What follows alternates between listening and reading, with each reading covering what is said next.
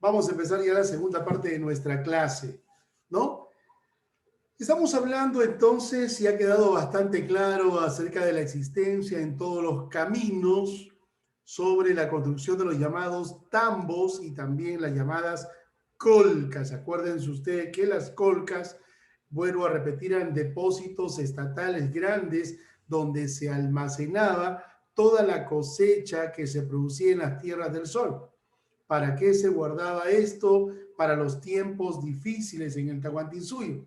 ¿Y cuáles eran los tiempos difíciles en el Tahuantinsuyo? Eran los tiempos de sequía y eran los tiempos de inundación. Entonces, para estos tiempos, por orden del Inca, se guardaba toda la cosecha existente en las tierras del sol. Seguimos entonces. Vamos a hablar el día de hoy acerca de la educación en el Tahuantinsuyo también, ¿no? Miren ustedes, la educación en el Tahuantinsuyo se caracterizó en primer lugar por ser clasista.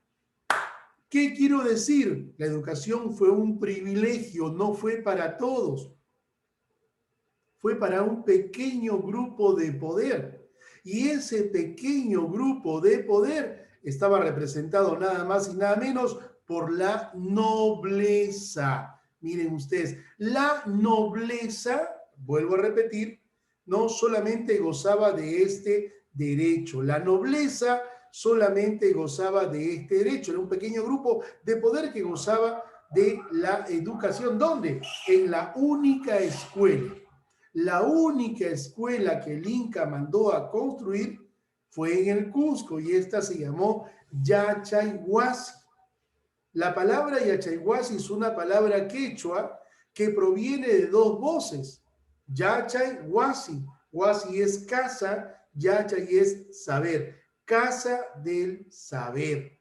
Miren ustedes, ¿por qué razones ustedes creen que el Inca no envió a la población o no quiso que el pueblo vaya a la escuela?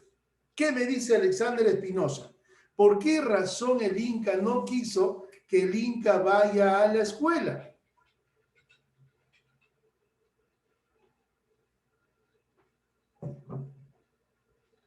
Porque si el pueblo iba a la escuela, iba a estar en el mismo nivel cultural que el Inca.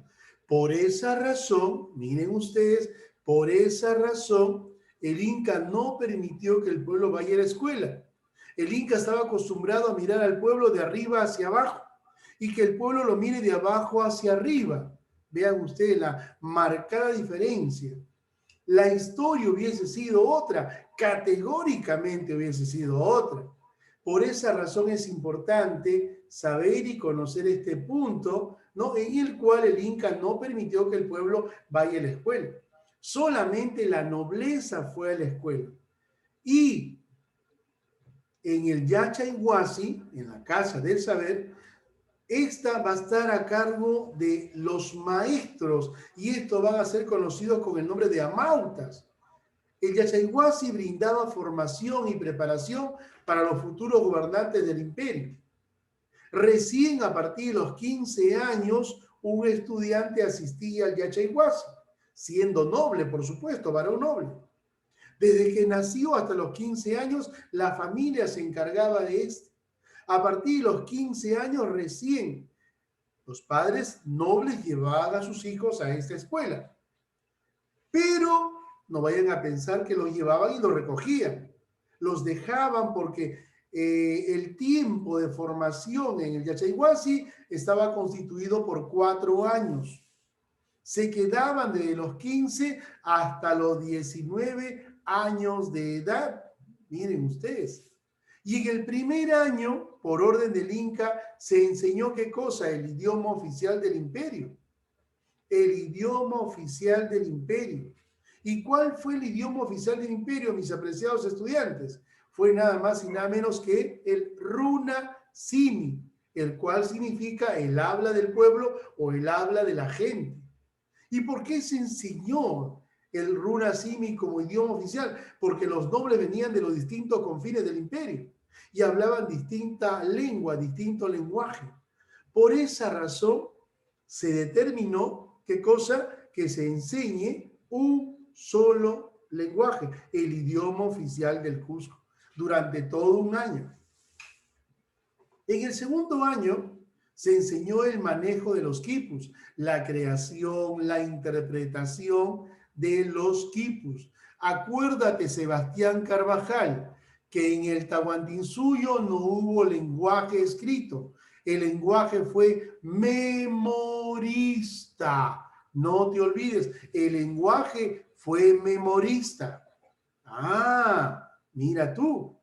¿No? Este está basado en la creación y en la interpretación de los quipus.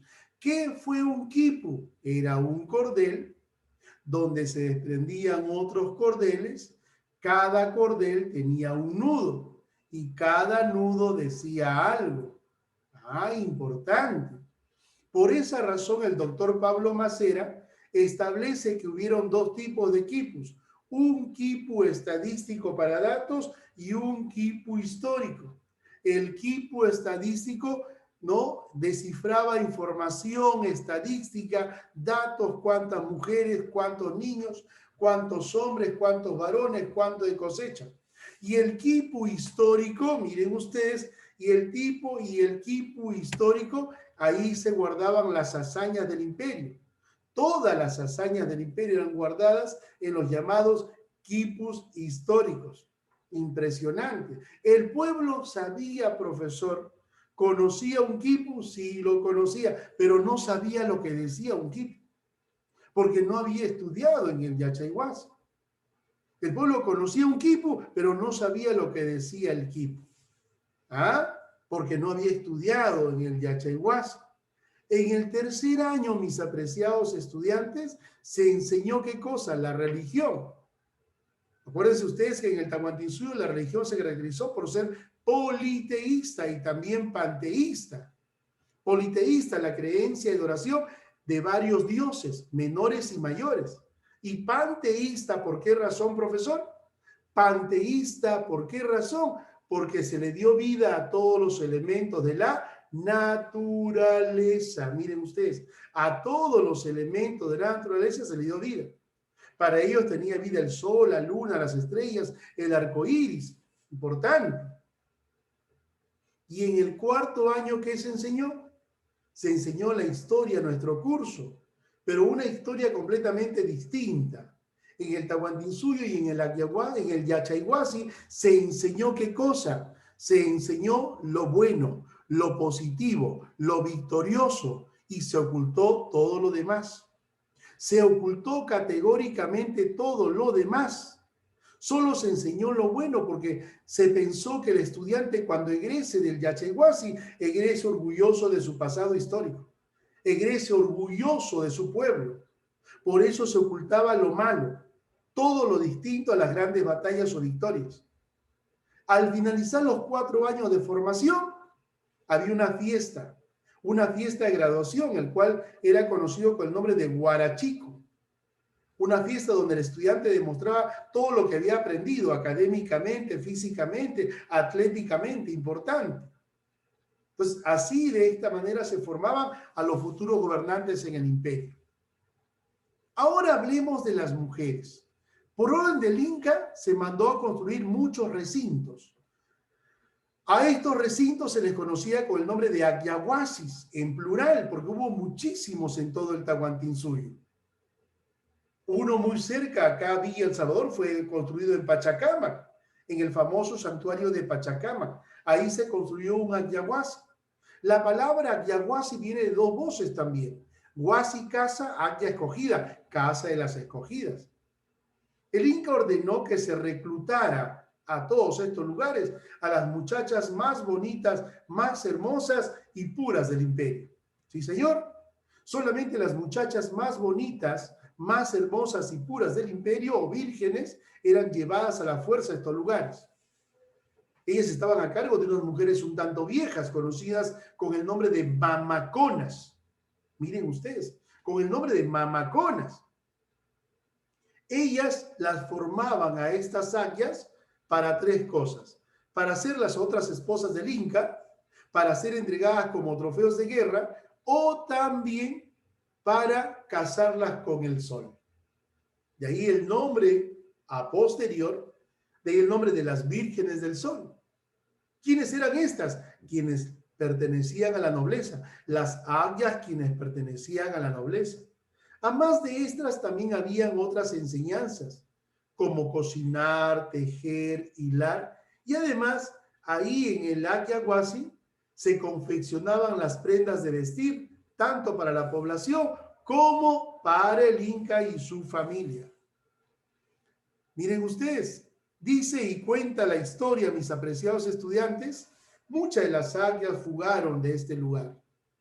El Inca, para prevenir esta situación, ordenó que esto se vigilara con soldados guerreros. Pero todos los soldados, por orden del Inca, fueron desfigurados. Se les rompió, se les voló parte de la nariz, se les destrozó los labios, miren ustedes, para que estos no se acercasen a las agias y las agias no se acerquen a ellos. Pero dice la historia que muchas de las agias quedaron embarazadas, producto de esta cercanía. ¿Qué pasó con esto? El Inca ordenó que a la agia se le trate con mayor consideración durante los 9 meses de gestación. ¿Y qué pasó con el causante? Con el que embarazó a la agia. Lo atrapaban, lo amarraban de los pies, lo colgaban a una columna y lo sahumaban con pancas de ají seco. A las pocas horas este fallecía asfixiado. Lo descolgaban, su cuerpo era hecho picadillo y lo arrojaban al campo como cosa maldita. Miren ustedes, ¿qué pasaba con la agia? Esperaban el día del parto. Veían el sexo de la criatura. Si era varón, le entregaban a la familia de la agia. Y si era mujer, reemplazaba a su madre, porque a su madre la enterraban viva. Reemplazaba a su madre. Impresionante, y esto es parte de la historia, ¿no? Una historia recogida de las crónicas de los llamados cronistas, ¿no? En la historia del imperio. Ahora pasamos a otro punto importante también, la cerámica. ¿Qué es la cerámica? Es un trabajo manual, es un trabajo hecho a mano, es un pasatiempo que en el Tahuantinsuyo se practicaba y no se le dio la debida importancia a la cerámica, porque otras eran las actividades importantes en el Tahuantinsuyo.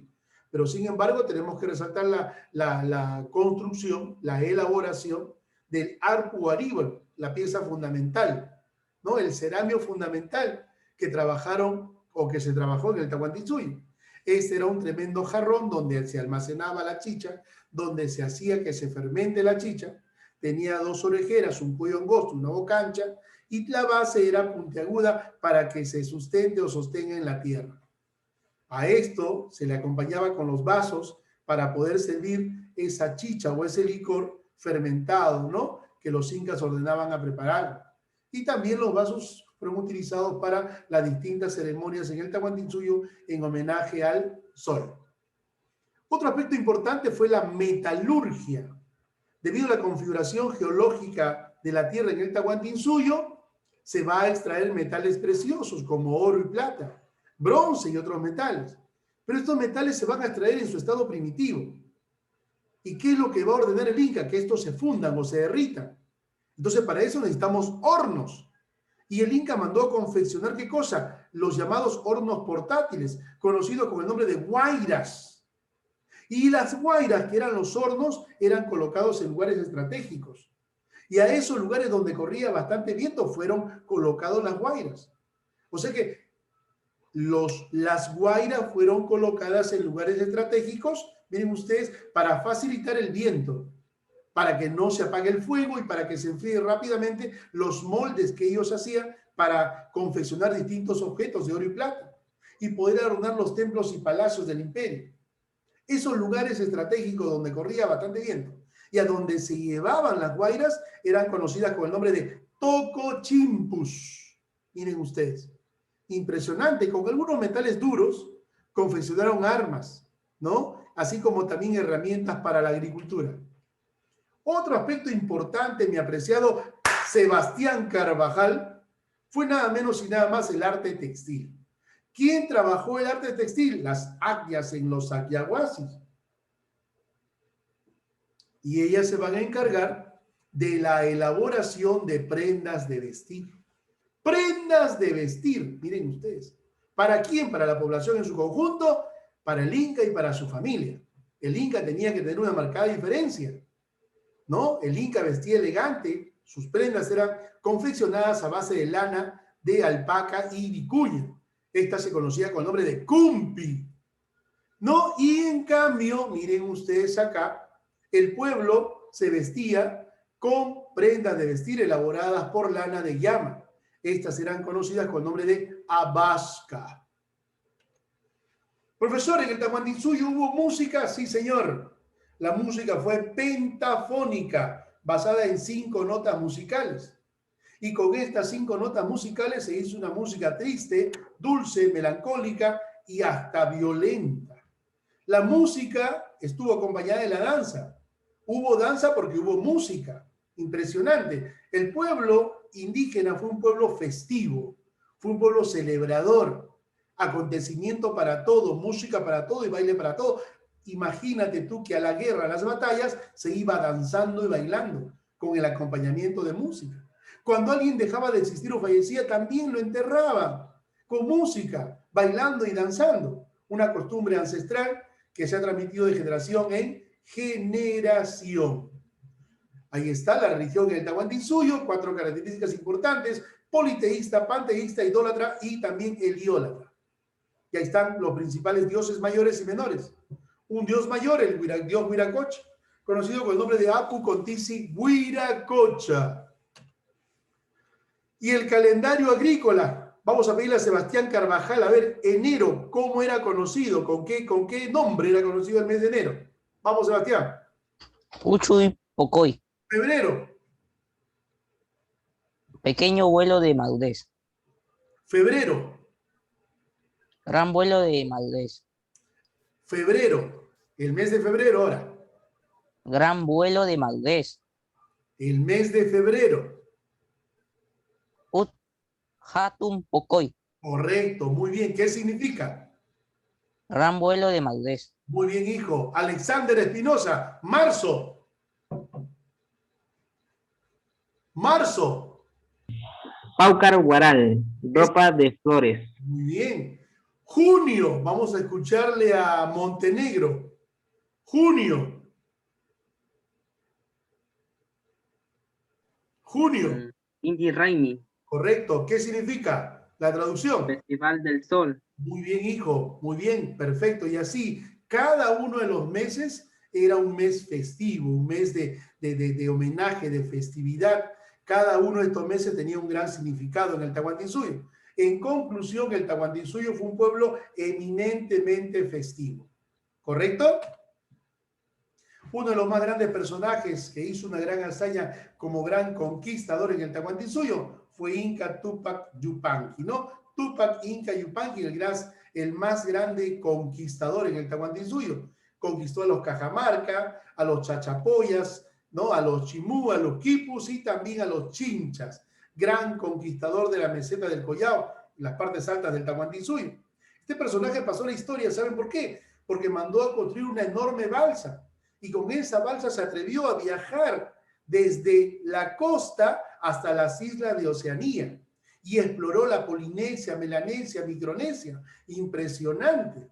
Pasó la historia. O sea que en el Tahuantinsuyo también se tuvo conocimiento de navegación. Se navegó en el mar. Y una de las hazañas más grandes lo hizo este personaje, Tupac Inca Yupanqui.